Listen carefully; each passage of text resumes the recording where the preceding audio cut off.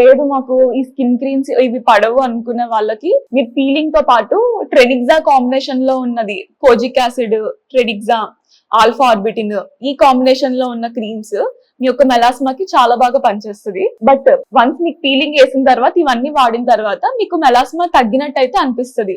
కొంతమంది ఏం చేస్తారంటే ఇంక తగ్గిపోయింది కదా అని చెప్పేసి రిలాక్స్ అయిపోతారు. బట్ లేదు, మెలాస్మా అనేది ఏంటంటే మళ్ళీ మళ్ళీ వస్తూనే ఉంటది. మీరు ఎన్ని చేసినా కూడా రికర్ అవుతా ఉంటది మెలాస్మా అనేది. వన్స్ మీకు కెమికల్ పీల్ అప్లై చేసి అండ్ మీరు క్రీమ్స్ అన్ని వాడి మీరు సెటరేట్ చేసుకున్న తర్వాత దాన్ని మెయింటెనెన్స్ చేసుకోవాలి. లేకపోతే మెలాస్మా అనేది ఖచ్చితంగా మళ్ళీ రిటర్న్ అవుతా ఉంటది.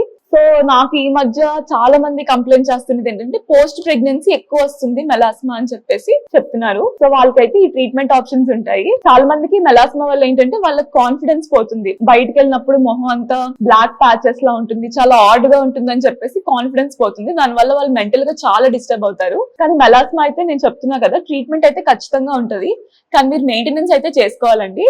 అండ్ మెలాస్మా మళ్ళీ రాదు అని అయితే అనుకోకూడదు. Melasma is always recurring. మీరు ఎన్ని చేసినా కూడా రికర్ అవుతా ఉంటది.